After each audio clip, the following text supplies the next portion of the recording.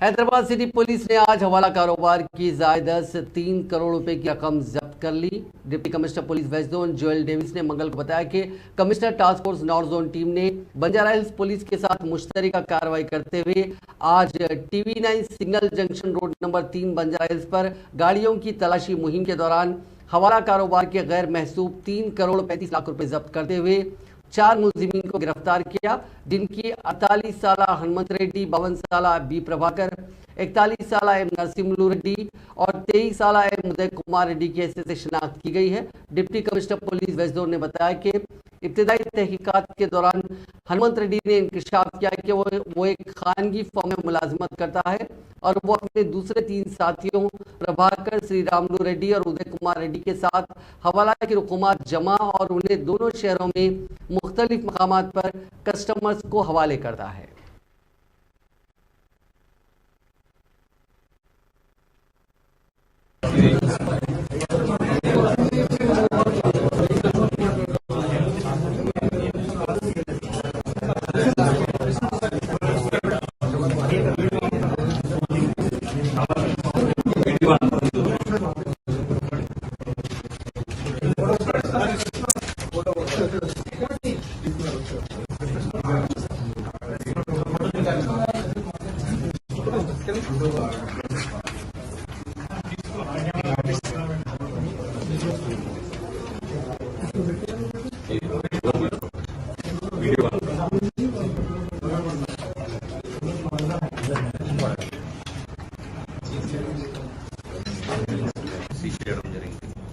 Car Kia car ఒక cash counting machine కూడా ఉంటాయి.